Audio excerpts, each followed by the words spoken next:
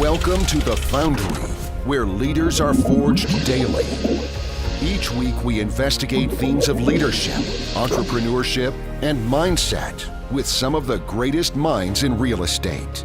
And now, the data scientist of real estate, George Roberts.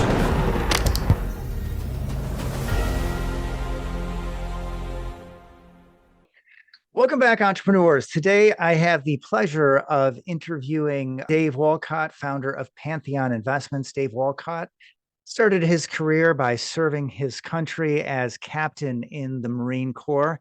In 2000, he and his wife brought triplets into the world, won the baby lottery, and inspired him to challenge traditional financial planning advice. Today, Dave is an author, podcast host, and founder and CEO of Pantheon Investments, and is more passionate than ever about helping entrepreneurs build wealth by passively investing in superior real estate and alternative assets that provide predictable cash flow, tax efficiency, and upside potential as a reliable alternative to the volatility of the stock market. Well, with that, thank you for coming on to our show, Dave, and welcome. Hey, George, really grateful to be here to connect with you and your audience. Yeah, absolutely. I'm really excited here because, you do a few things that we are excited about around here. We certainly love real estate. We syndicate.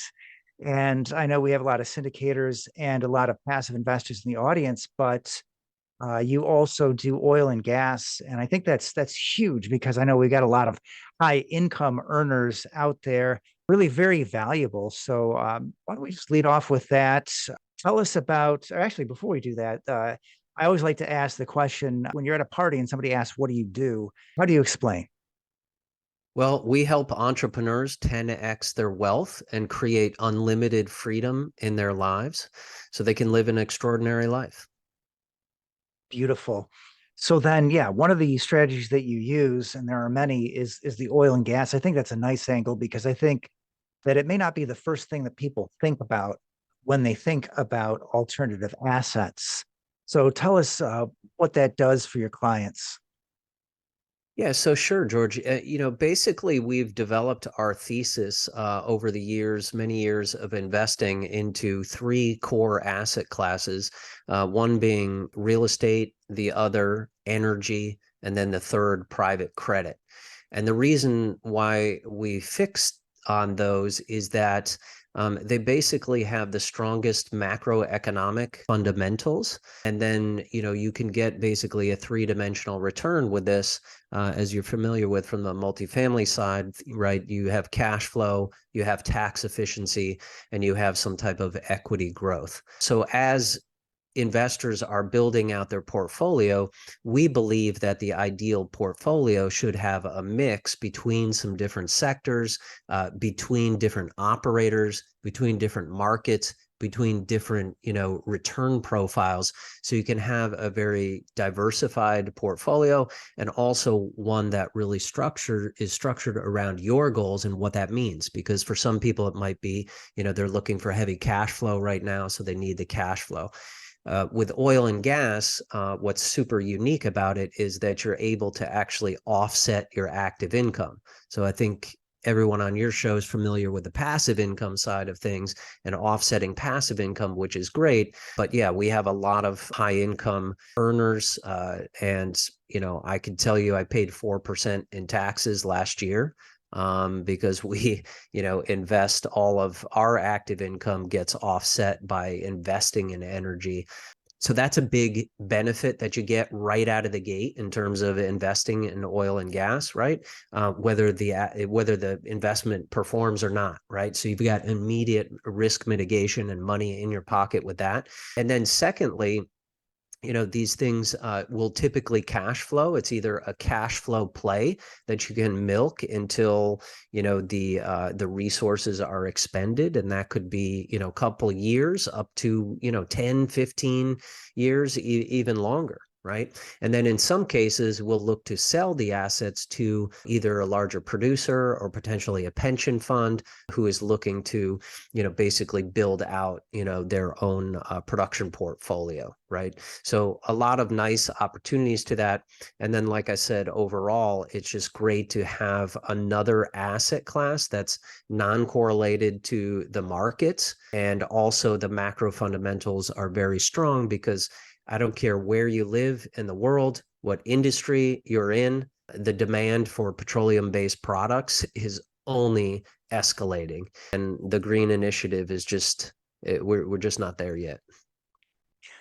Well, I like the way you bring us back to reality. I think it's very true. The world is always getting greener, but here we are in the West. We're not the whole world, right? Yeah. Yeah, developing world is huge, and we're not going to lose our need for these products anytime soon. So yeah, very, very important.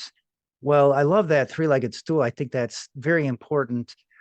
Obviously, if you do have that active income, yeah, some things you can do. You can become active in real estate, but I mean, if you want to stay passive, oil and gas, natural resources, that's one great way to go.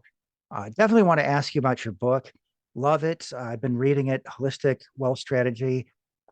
Tell us about where that came from, in your life, in your business, and who's your avatar? Who's this book pitched to? What is this really about? How is this different than all the other wealth books out there?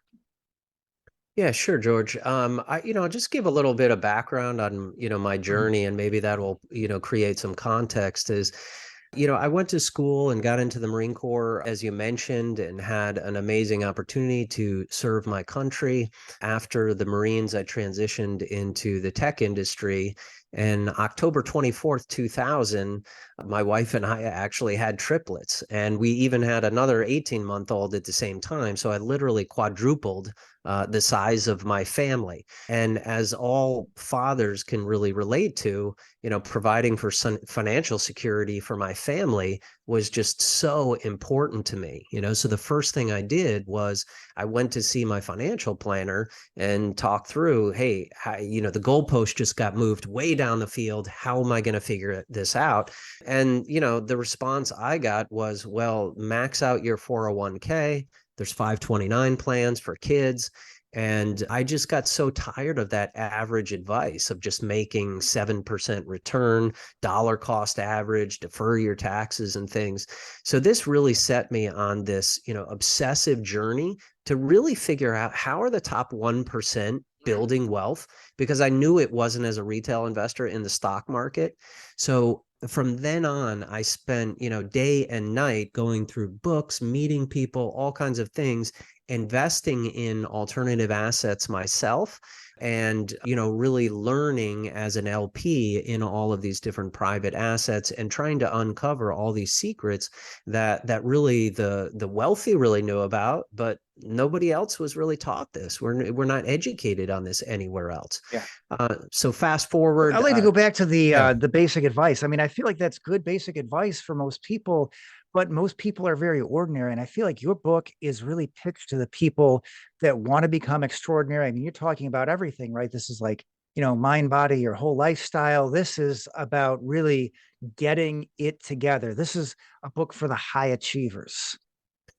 100%, George, right? Which hopefully, resonates with your audience, right? Being the foundry and lots of founders, right? Most of our audience is entrepreneurs, high income folks. I mean, people who are very ambitious and, they're making life, happen for them, not to them. Right. And, I think when you start to unpack wealth, I think what's really interesting is the psychology behind it. Right. Because, whether you add 1 0, 2 zeros, 3 zeros, or 4 zeros onto your, net worth, how is that really going to impact your life? And I think it really boils down to the 4 freedoms, as Dan Sullivan talks about, which is having, not only freedom of money, but having freedom of time. to do what it is, you want to do, having freedom of purpose, to wake up every day and be fascinated and motivated about what you're doing, to be mission driven, right? And also to have freedom of relationship, right? To create great relationships with, the partners, people in your life, right? That are taking you closer to your goals rather than, pulling you back from your goals, right? So I think people who are on, this journey to, towards self-actualization, towards creating more freedom in their life, understanding, how you can do that holistically from a wealth perspective, will pay dividends in spades. Yeah, I love it. And again, I love the angle.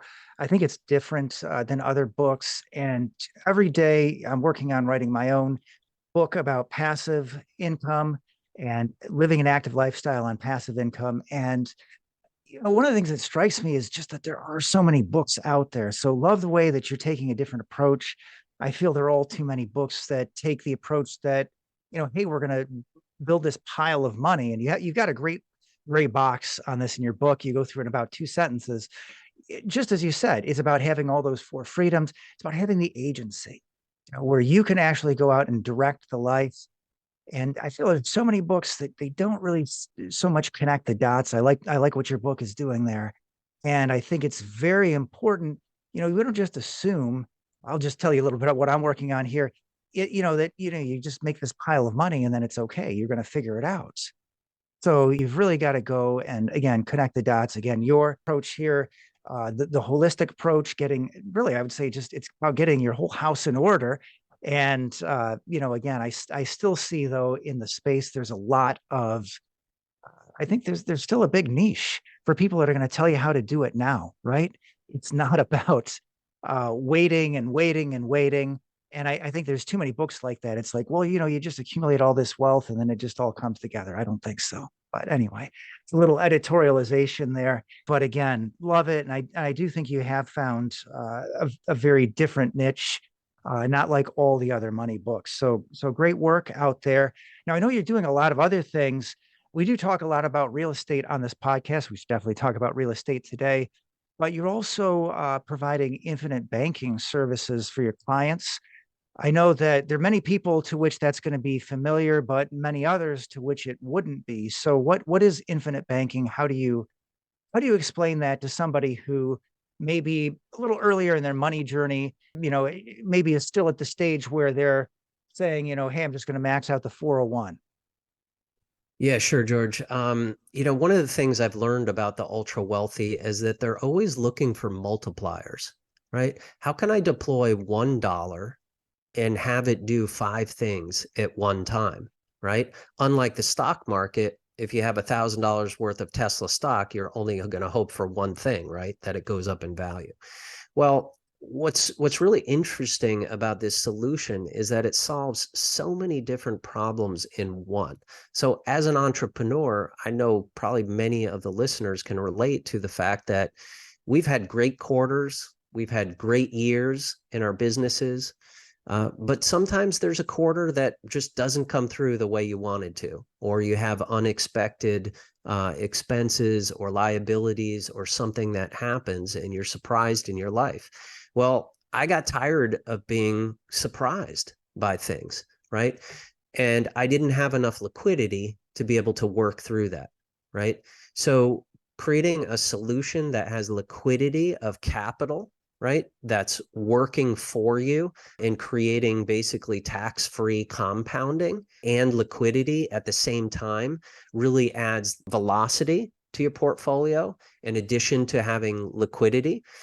You also have basically legacy planning using this type of approach, right? Where you can give your kids, your heirs, completely tax-free, all of the proceeds for this.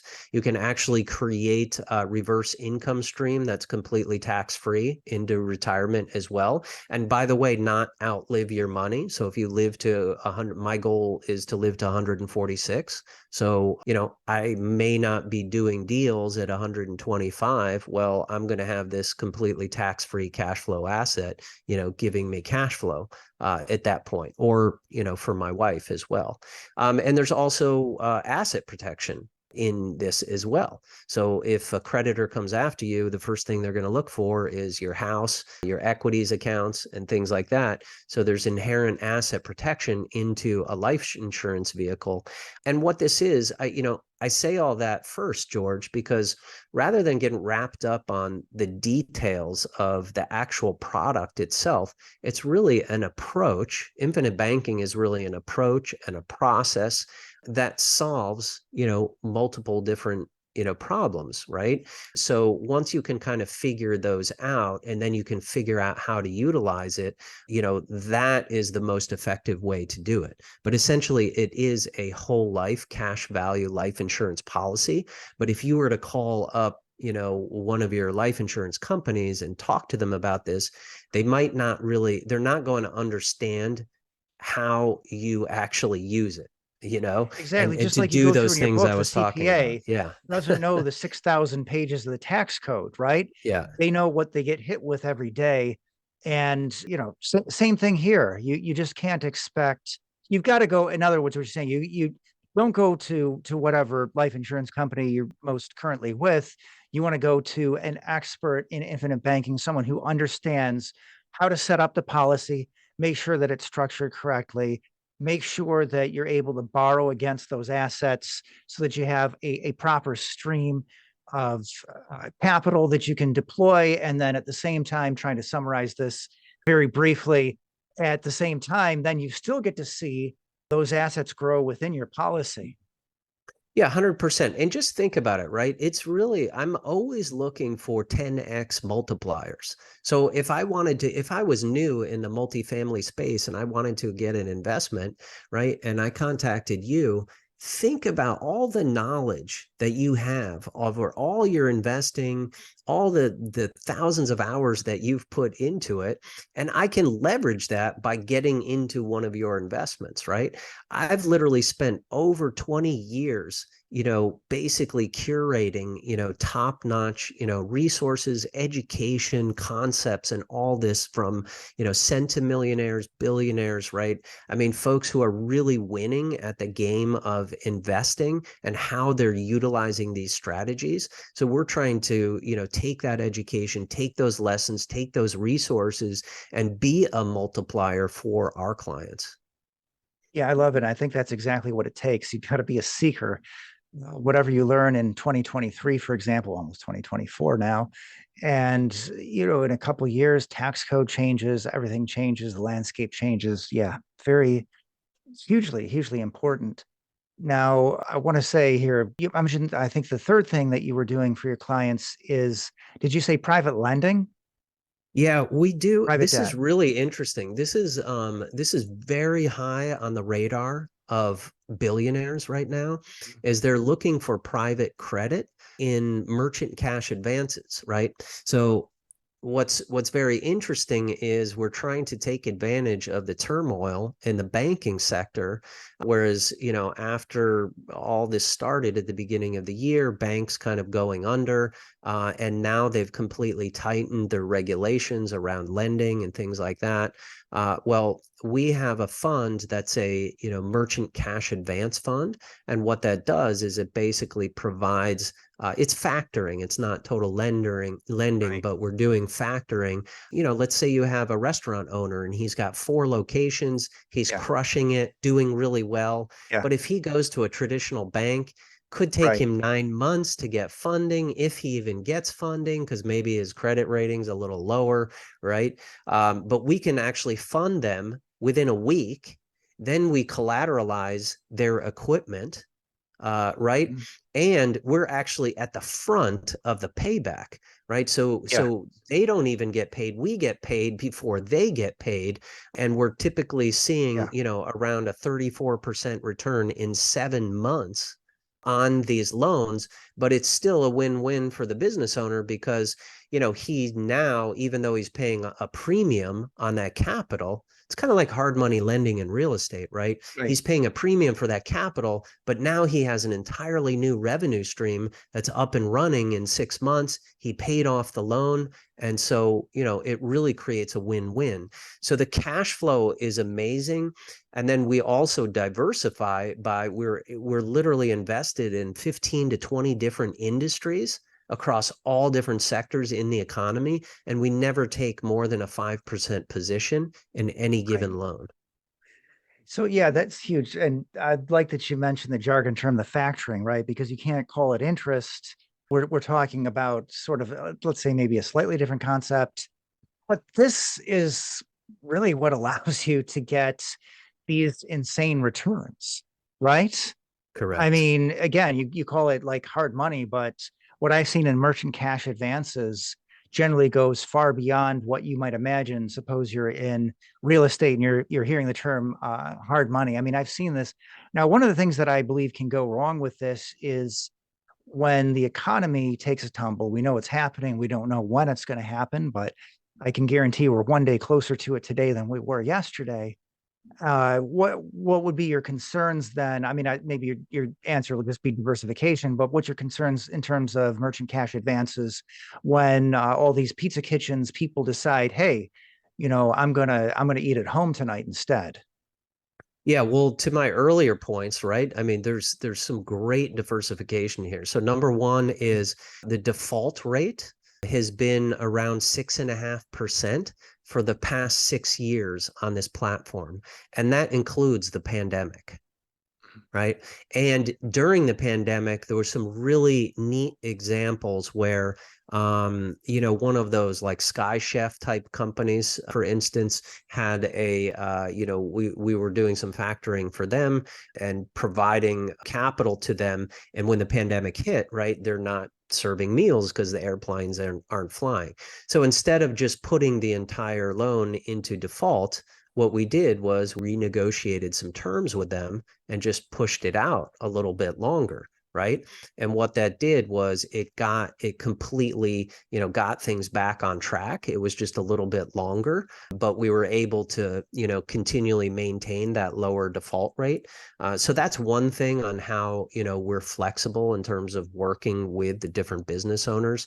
And then secondly, like I said, we're diversified across 15 to 20 different industries. So if one industry starts to go, south or whatever, we can just kind of move into others in terms of our allocation. And then we're never taking more than a 5% position in any one of these deals.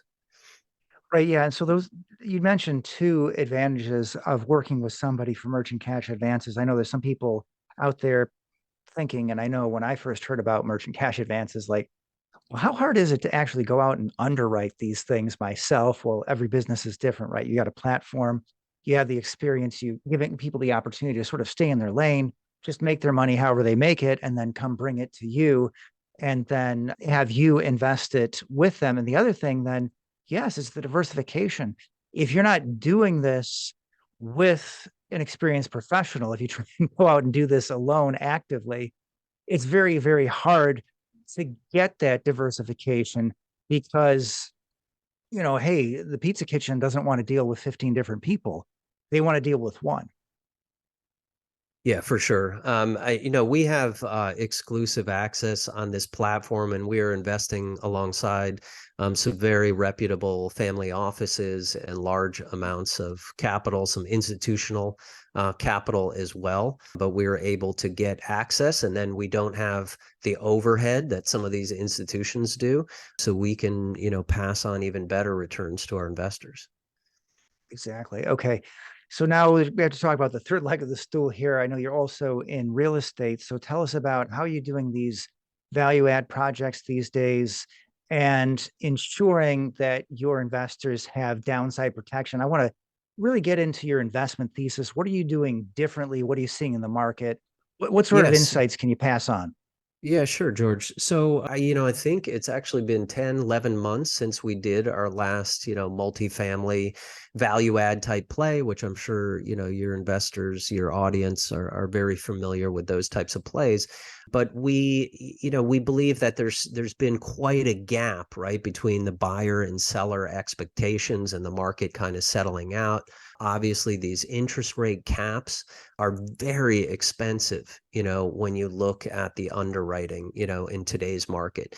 So we actually have not been acquiring anything, but we're always looking for, I would say, outlier type opportunities that are focused on, some type of unique differentiator in the business model, the operator, or, maybe a particular niche in a market or something. So to give you an example, we're actually literally launching a new opportunity today, which we're working with a developer and a family office. We are all part of the team as the GPs, and it's a 381 unit condo building in South Florida that actually is kind of a build to rent type model. So we're bringing basically all of those condos online, and then they're doing pre-sales for the condos to sell to the end buyer, which completely creates free equity into the deal and then completely juices the return for the investors and reduces the risk as well. So Hugely reduces the risk. yeah, it's a super unique, business model that, we uncovered, and this group is having excellent success with that. And then, South Florida market, especially for that type of product, there's just not much competition, right? Yeah, exactly. That's a huge rate now, particularly in those nice markets like South Florida. Love it. I mean, you just can't build housing quickly enough. So things like multifamily, condos, these are the sorts of things that developers are turning to try to solve the crisis. Although I'd say, spoiler alert, we're not going to solve it before the next recession. I think I see that next recession coming before the builders get to ramp up above 1.5 million. But I think that's something I probably harp on a lot. So we should probably move on.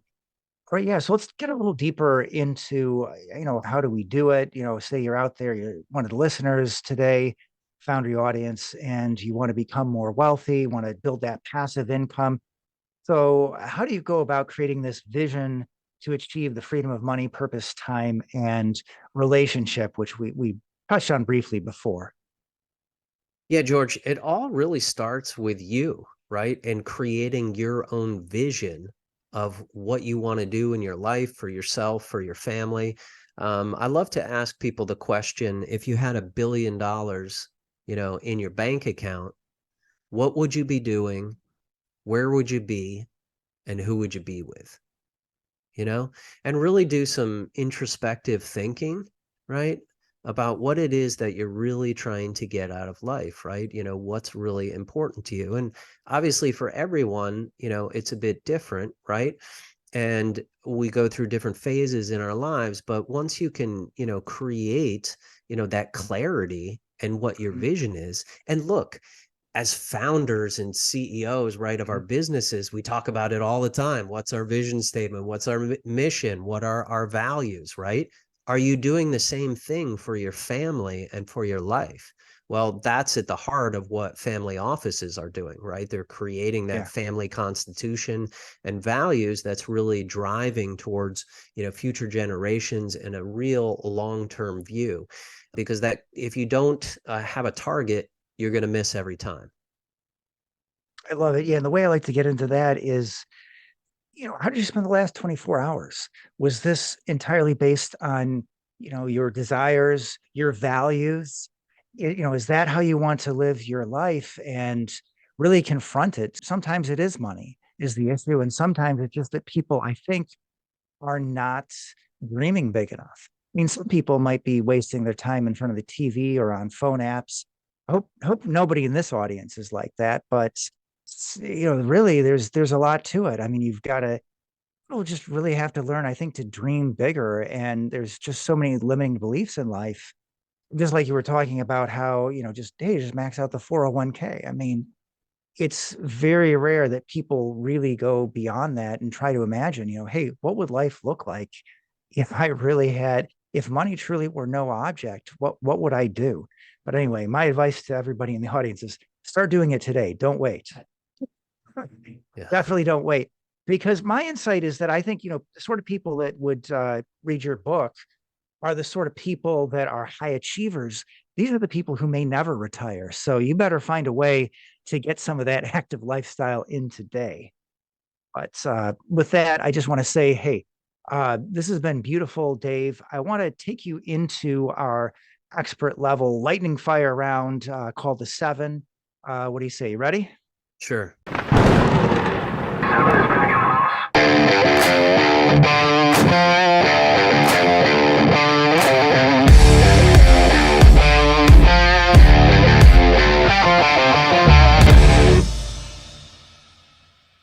All right, let's hit it. Okay, so if you could be known for only one thing, what would that be? Changing the way people think about money.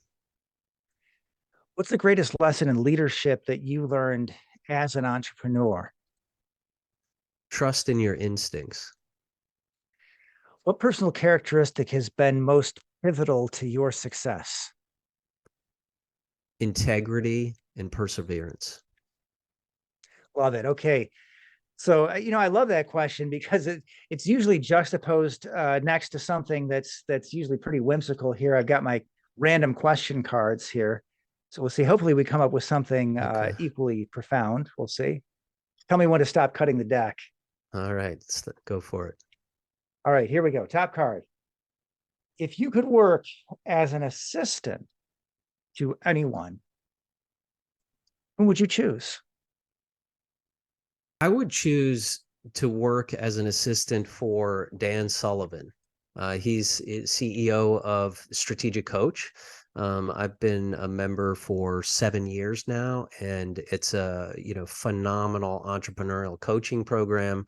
Ever since I met Dan, I mean, it's literally changed my life. Some of the thinking constructs and everything, and I happened to actually just be with him at a high level mastermind group just the other week. So every time I talk to him, I'm constantly learning things.